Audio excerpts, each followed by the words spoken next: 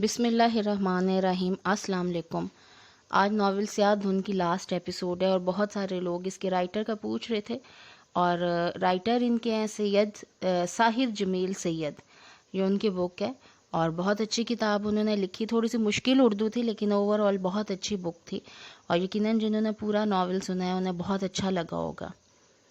دیوی کے لیے کیا کش سادیا ہے اور کیا عود ہے اور کیا ود ہے، رکاوٹ ہے، یعنی ہری آنند معاہدے ہوتے ہیں، حد بندیاں ہوتی ہیں، کچھ پابندیاں ہوتی ہیں۔ وہ رستہ بدل چکا ہے، ہماری حد سے باہر جا چکا ہے، اب ہم اسے کچھ نہیں کہہ سکتے ورنہ بہت نقصان ہو جائے گا۔ دیوی کا لہجہ خوابناک ہو رہا تھا۔ دیوی کچھ بھی ہو، میں ہر حال میں سے اپنے چرنوں میں دیکھنا چاہتا ہوں، چاہے جتنا بھی نقصان ہو۔ میں 6 مہینوں سے یہ جواب سننے کے لیے آسن نہیں جمائے بیٹھا۔ ہری آنند کے لہجے میں بیزاری اور جنجلاہٹ تھی۔ یہ ناممکن ہے ہری آنند، ناممکن کو ممکن بنانے کے لیے میں 6 مہینوں سے دیوی کا جاب کرنے میں جتا ہوا ہوں۔ ہری آنند، ہم نے تم سے کہہ دیا ہے کہ بھول جاؤ اس کو۔ دیوی کے لہجے میں غصہ جھلک آیا۔ ہم اس معاملے میں تمہاری کوئی سہایتا نہیں کر سکتے۔ دیوی تمام راستے یدی۔ ہری آنند کا جملہ ادھورا رہ گیا۔ دیوی کا وجود اچانک جھلملایا اور غار میں اندھیرا پھیل گیا۔ دیوی جا چکی تھی۔ آصف کو مزار پر 1.5 سال کا عرصہ گزر چکا تھا۔ اس عرصے میں نہ تو سخی پیر اس کے سامنے آئے تھے اور نہ ہی حسن رضا، احمد علی، باوا سائیں یا بابا ننگ پیر کو اس نے دیکھا تھا۔ اس کی راتیں عبادت میں گزرتی تھی اور دن ذکر خدا کی محویت میں۔ پہلے تو مجاور و ملنگ وغیرہ سے تھوڑی بہت گپ شپ کر لیتے تھے، مگر کئی ماہ سے اس نے بات چیت کرنا چھوڑ دیا تھا۔ اگر کبھی کوئی بات ہوئی بھی تو دماغی خلیوں سے یا پھر شعوری حصوں سے، اور وہ بھی محض سوچ کی زبان میں۔ اس عرصے میں وہ پہاڑی پر بہت سے ایسے وجود دیکھ چکا تھا جو غیر انسانی تھے اور انسانوں کی نظروں سے اوجھل بھی تھے، مگر آصف نادیدہ وجود دیکھ لینے پر قادر تھا، اور صرف قادر ہی نہ تھا بلکہ فوراً پہچان بھی لیتا تھا۔ وہ سب سخی پیر کے شاگرد تھے جو کبھی سخی پیر سے کلام پاک کی تعلیم لیا کرتے تھے۔ اس دوران ایسے بہت سے حاجت مند آئے تھے کہ آصف جن کی حاجت روائی کا وسیلہ بنا تھا، مگر اس طرح کہ کسی کو یہ احساس تک نہیں ہوا تھا کہ یہ سب کونے میں کالا کمبل لپیٹے شخص کی وجہ سے ہوا ہے۔ البتہ عام متقدین کے علاوہ مجاور اور ملنگ بھی اس کا احترام کرنے لگے تھے۔ کوئی اس کے متعلق کچھ نہیں جانتا تھا، سبھی اسے کمبل والی سرکار کے نام سے مخاطب کرتے تھے۔ اس دوران آصف کمبل کی اہمیت کو بھی اچھی طرح سمجھ گیا تھا۔ سخت ترین سردی، ژالہ باری اور دھند میں جب وہ کمبل لپیٹ لیتا تو سردی کا احساس تک نہ رہتا، اور جون جولائی کی شدید گرمی میں وہ جلتے ہوئے سورج تلے بیٹھ کر بھی وہ کمبل لپیٹ لیتا تو گرمی کا تمام احساس جاتا رہتا۔ اسے یوں لگتا جیسے وہ کسی پرسکون اے سی روم میں جا بیٹھو۔ اس کے علاوہ چاند ایک بار ایسا ہوا کہ وہ کمبل اوڑھ کر سوتا، جب آنکھ کھلتی تو کہیں اور ہوتا، تمام نقشہ ہی بدلا ہوتا۔ پھر اسے از خود ہی ادراک ہو جاتا کہ اس جگہ کچھ خاص وجوہات کی بنا پر پہنچایا گیا، پھر ایسا ہی ہوتا۔ وہ وہاں کے مسائل اور کسی پر نازل مصیبت کا سدباب کرتا۔ اس کے بعد جب سوتا، آنکھ کھلتی تو خود کو سخی پیر کی پہاڑی پر بیٹھک میں پاتا۔ وہ 20 دن وہاں سے غائب رہتا، مگر سب کا یہی کہنا ہوتا ہے کہ وہ 1 گھنٹے کے لیے بھی کہیں نہیں گیا۔ اس دوران ایک واقعہ اور بھی ہوا تھا۔ چند ماہ پہلے اچانک سید جلیل الحسن، اسد، ذاکر اور شاکر چاروں سے ڈھونڈتے ہوئے آ پہنچے تھے، اور جب انہوں نے آصف کو اس کے موجودہ حلیے میں دیکھا تو کچھ دیر کو تو چاروں ہی مبہوت رہ گئے۔ پھر انہوں نے بہت کوشش کی، بہت زور لگایا کہ آصف کو ساتھ لے چلے، مگر آصف ٹس سے مس نہ ہوا۔ سید جلیل الحسن نے اسے بتایا کہ عظمیٰ کی شادی کر دی ہے۔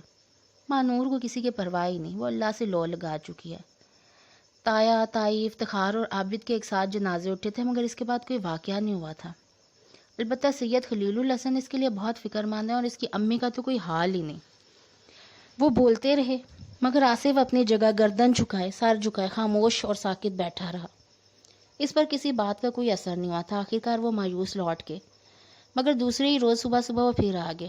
اس پر سید خلیل الحسن، اس کی امی، خالو، بڑے ماموں سید ظہیر علی، شاہد اور زاہد بن کے ہمراہ تھے۔ انہوں نے پہاڑ پر آتی سیڑھیوں میں سے پہلے زینے پر ہی قدم رکھا تھا کہ آصف کو پتہ چل گیا۔ اس نے دل میں سوچا کہ وہ انہیں دکھائی نہ دے، اور سر پر کمبل اوڑھ لیا۔ سب اوپر آئے اور اسے ڈھونڈنے لگے۔ وہ سب کے اڑے اڑے مضطرب چہرے دیکھ رہا تھا، مگر کسی کو وہ دکھائی نہیں دے رہا تھا۔ حالانکہ وہ سب اس کے قریب ہی تھے، مگر ان کی آنکھوں پر پردے پڑ چکے تھے، سیاہ پردے۔ آخرکار وہ مایوس لوٹ کے۔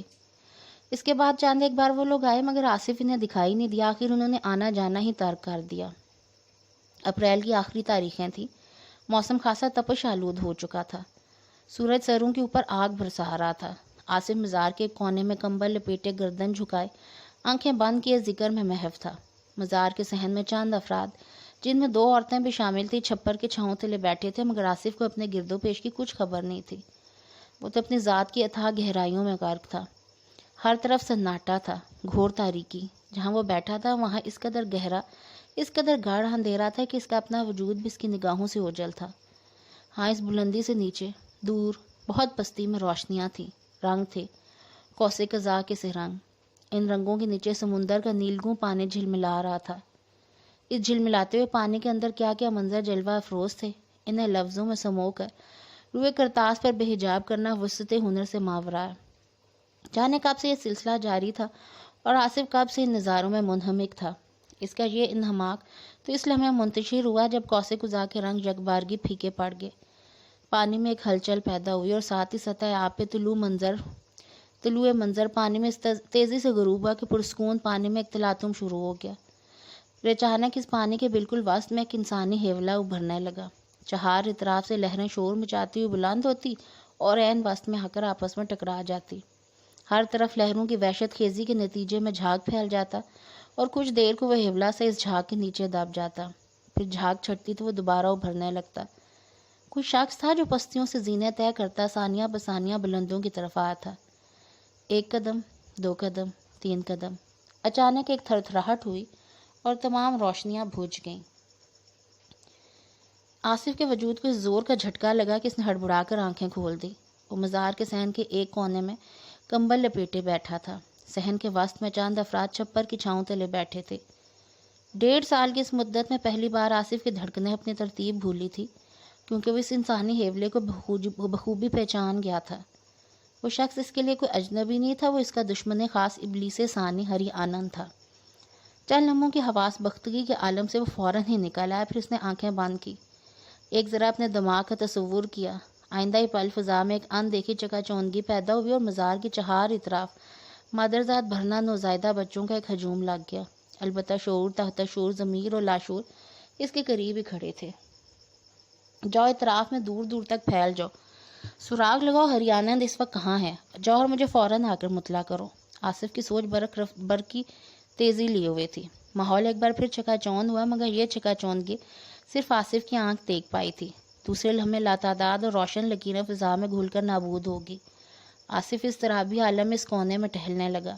ہزاروں خدشے اس کے ذہن میں سرسرا اٹھے۔ 1.5 سال سے جمع ہوا اطمینان تحلیل ہونے لگا تھا۔ اس کا وجدان اسے یقین دلا رہا تھا کہ ہری آنند خطرناک حد تک قریب اور آئندہ لمحات میں ایک سنگین مارکہ ہونے لگا ہے۔ اتنی دیر میں ایک جھماکہ ہوا اور وہ بچے اس کے سامنے نمودار ہوئے۔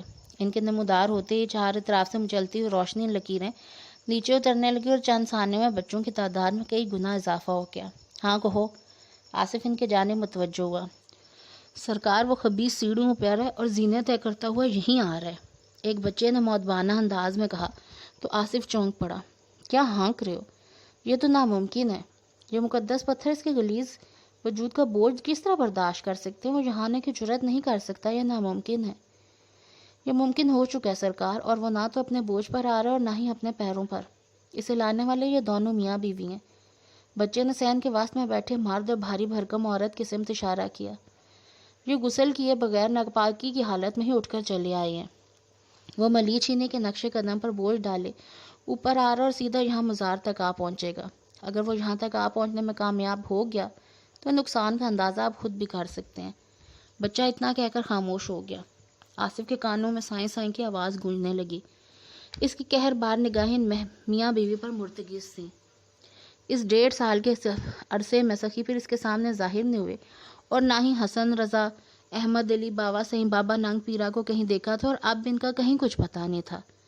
اس نے ان ہستیوں کی تلاش میں لاشعوری طور پہ اپنے اطراف دور دور تک نگاہیں دوڑائیں۔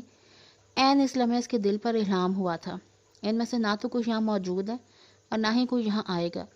اس مقام کی تمام تر ذمہ داری تم پر عائد ہوتی ہے، کیونکہ یہاں پر ڈیوٹی پر تمہیں مامور کیا گیا ہے۔ اب وقت آیا کہ تم اپنی اہلیت ثابت کر سکو، یہ تمہاری آزمائش ہے۔ جو مرتبہ تمہیں دیا گیا ہے خود کو اس کا اہل ثابت کر کے دکھاؤ۔ ساتھ ہی آصف کے تحلیل ہوتا اطمینان اس کے رگوں پہ میں جمتا چلا گیا۔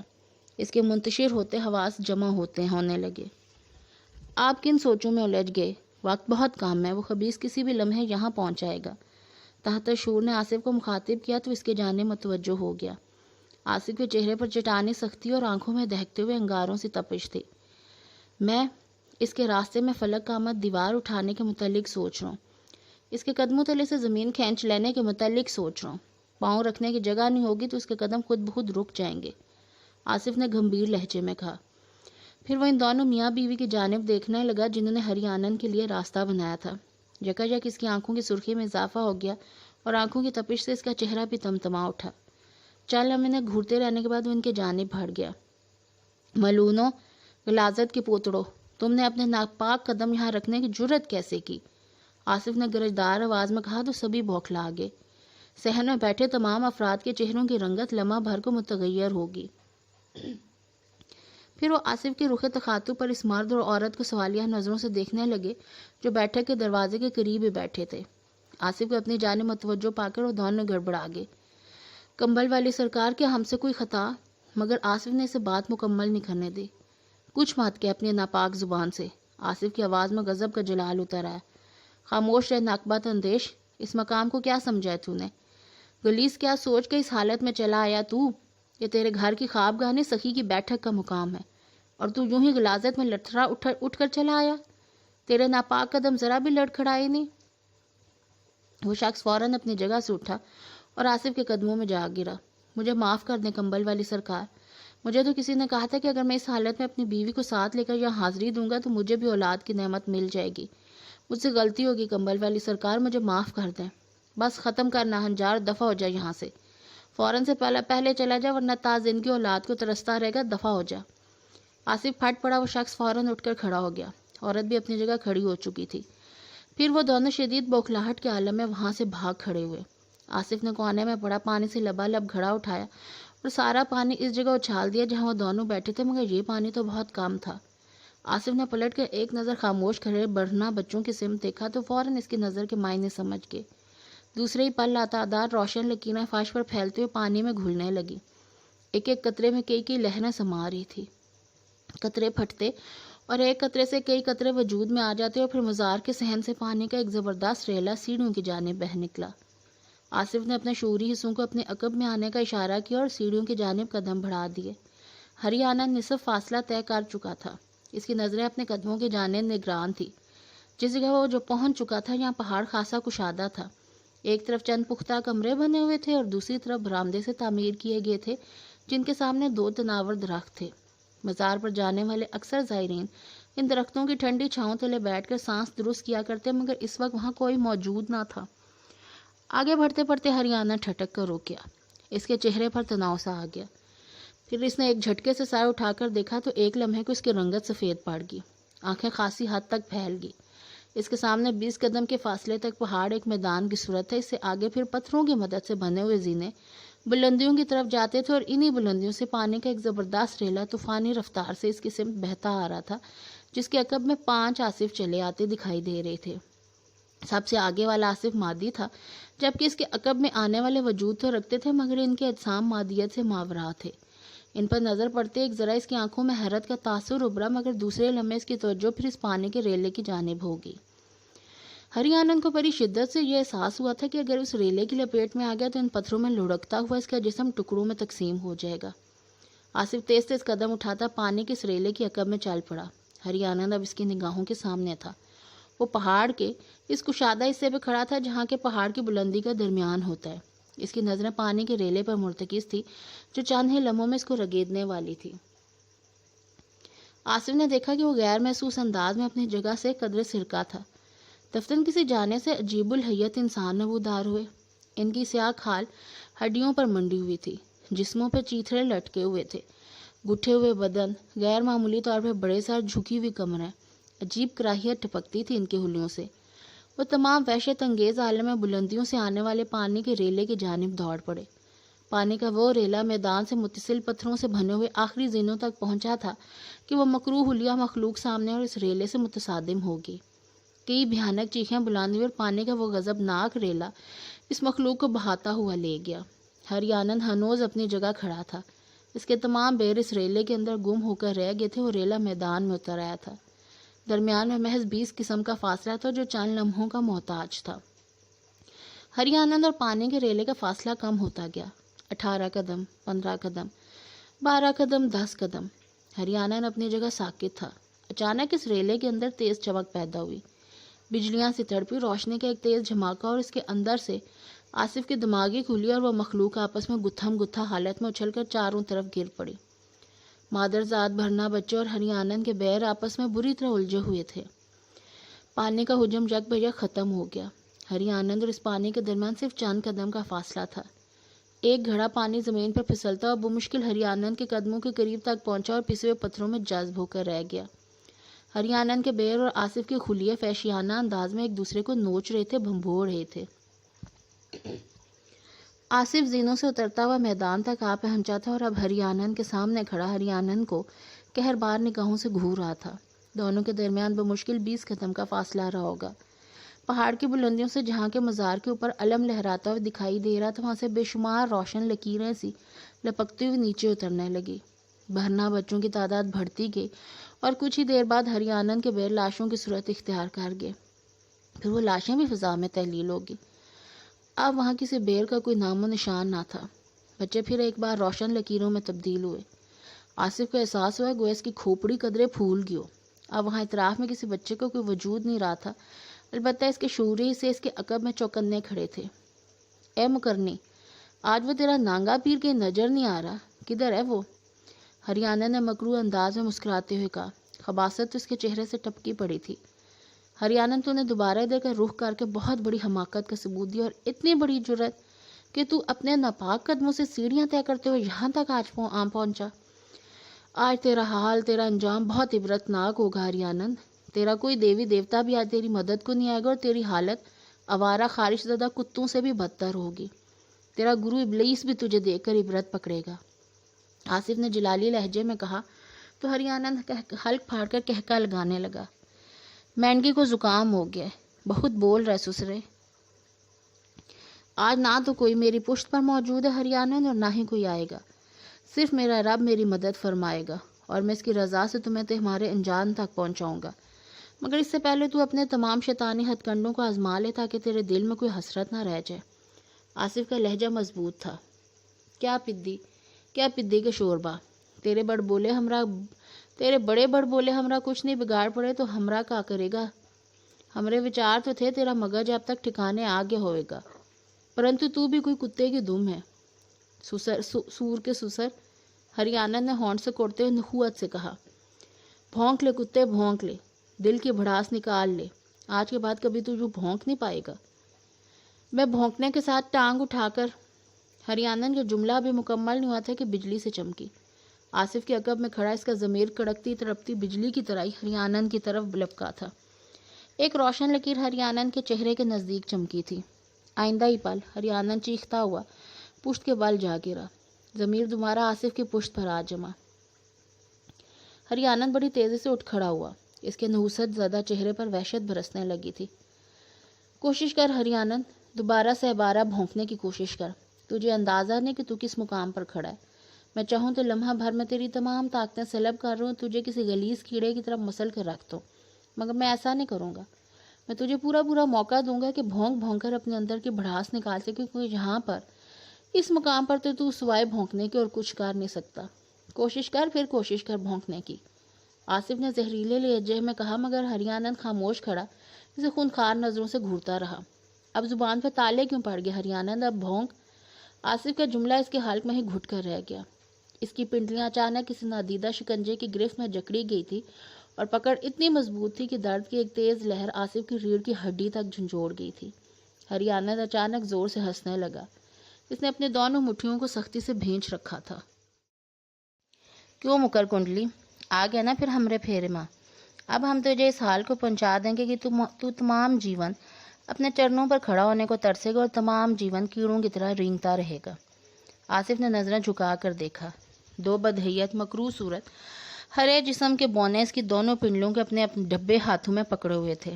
آصف نے آنکھیں بند کرتے ہوئے اپنے دماغ کے اندر جھانکا۔ اس کی کھوپڑی سے 2 لہریں خارج ہوئی۔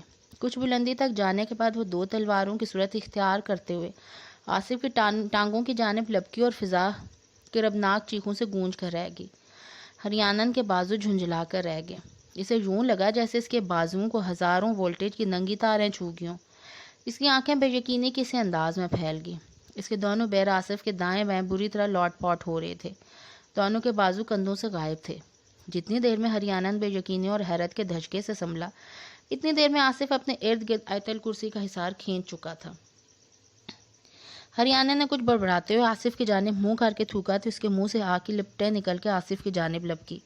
حملہ ایسا غیر متوقع نوعیت کا تھا کہ اگر آصف نے اپنے گرد حصار نہ کھینچا ہوتا تو چند ہی لمحوں میں روسٹ ہوئے مرغے کی حالت میں منہ کے بل انگریزوں پر گرا پڑا ہوتا، مگر آگ کی صورت میں آنے والے بیر جیسے ہی حصار سے ٹکرائے، کلک انگیز انداز میں چیختے ہوئے فضا میں تحلیل ہو گئے۔ اس بار ہریانن کی صورت پہلے سے بھی زیادہ متغیر ہوگی، شاید اسے اپنے کسی وار کی ناکامی کی توقع ہی نہیں تھی۔ اب وہ منہ پھاڑے آصف کو یوں گھورا تھا جیسے کہ اس کے سامنے کوئی عجیب الخلقت مخلوق اچانک آ کھڑی ہو۔ آصف اپنی جگہ مطمئن کھڑا مسکرا رہا تھا۔ اس کی مسکراہٹ ہریانن کے لیے اشتعال انگیز تھی۔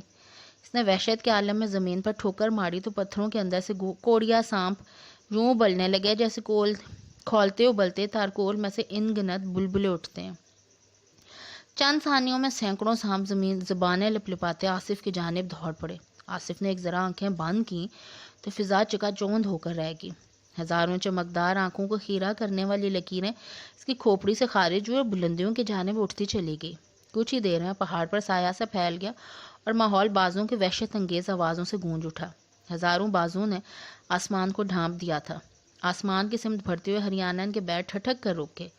پھر وہ پھن اٹھا کر آسمان کی جانب دیکھنے لگے اور چیختے چلاتے منتشر ہوتے گئے، مگر ہزاروں باز موت کے فرشتوں کی طرح ان پر جھپٹ پڑے اور سانپوں کو اپنے پنجوں میں دبوچتے ہوئے بلندیوں میں گم ہوتے گئے۔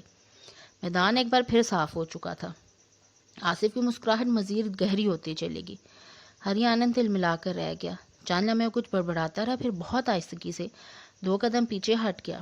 جس جگہ وہ کھڑا تھا وہاں پتھریلی زمین پر 2 بے ڈھنگے پیروں کے سائے سے جھلملا رہے تھے۔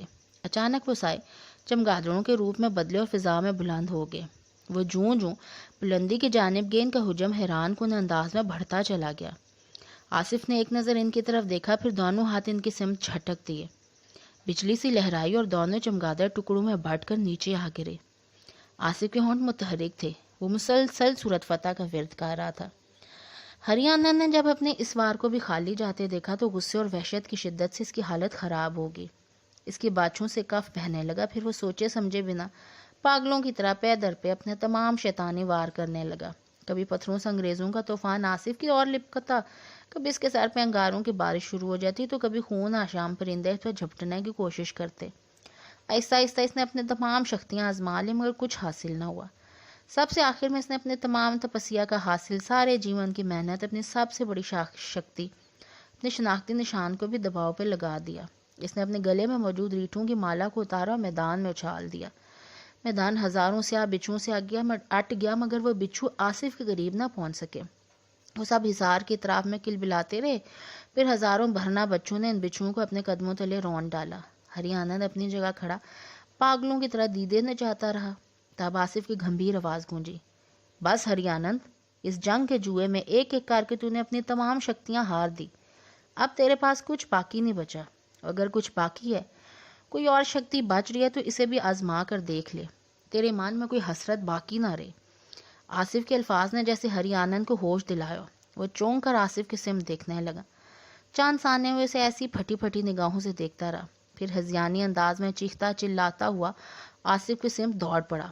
اس کا انداز ایسا تھا جیسے آصف کو دانتوں سے بھنبوڑ کر ہلاک کر دے گا، مگر آصف تک پہنچنے سے پہلے آصف کے عقب میں مؤدب کھڑے شعور تحت شعور، ضمیر اور لاشعور چاروں نے اسے جا لیا۔ شعور کے ایک ہی ہاتھ سے وہ چیختا وہ پشت کے بل جا گرا۔ اس کے باچھوں سے خون رس آیا تھا۔ لاشعور کی ٹھوکر سے اس کی کھوپڑی سے بھل بھل خون بہنے لگا۔ تحت شعور کی ضرب نے اس کی ایک پسلی سرکا دی تھی۔ شعور نے اس کی گھٹنے کی ہڈی توڑ ڈالی۔ ہریانن کے حلق سے چیخیں کراہیں ابل رہی تھی۔ وہ چاروں پیچھے ہٹے تو فضا میں روشن لکیریں چکرانے لگی۔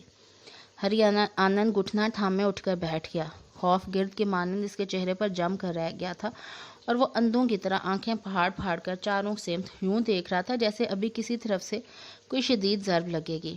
آصف کے عقب میں چلتے ہوئے مادیت سے ماورا 4 آصف جو اسے دکھائی دیے تھے اب اس کی آنکھیں انہیں دیکھ نہیں پا رہی تھی۔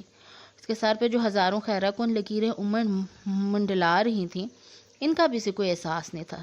پھر آصف کی گونجدار آواز پر وہ چونک پڑا۔ او منحوس جہنمی انسان، اب تیرے پاس کچھ نہیں بچا، تو سب کچھ ہار چکا ہے۔ تیری اندرونی حالت اب کسی فقیر کے خالی کشکول کی سی ہے۔ کس بات پر تو اتنا اتراتا ہے؟ اب ذرا اپنی ان شکتیوں کی آواز دے کر بلا جن کے ہونے کے احساس نے تیری گردن میں سلاخ اور زبان میں آگ بھر رکھی تھی، مگر کہاں سے بلائے گا تو انہیں؟ وہ سب تو فنا ہو گیا۔ تیری اوقات، تیری حیثیت اب ایک گندگی میں رینگنے والے کیڑے سے زیادہ اور کچھ نہیں، ایک آوارہ کتے جتنی بھی نہیں۔ آصف خاموش ہوا تو ہری آنن کے سر پہ منڈلاتی روشن لکیریں اس پر جھپٹ پڑی۔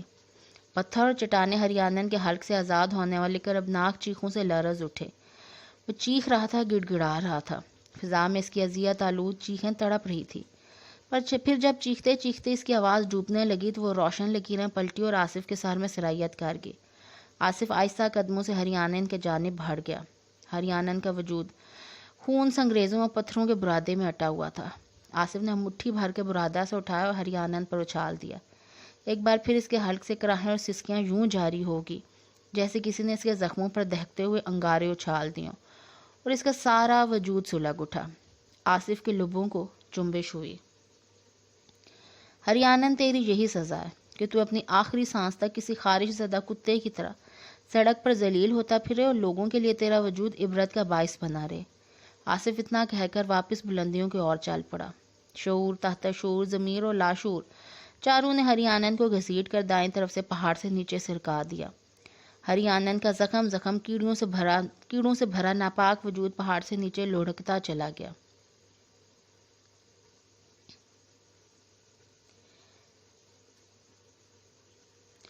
یہ داستان زیادہ پرانی نہیں ہے۔ اگر آپ چاہیں تو حسن ابدال جا کر سخی پیر زندہ ولی کندھاری کے بیٹھک پر آصف سے مل سکتے ہیں۔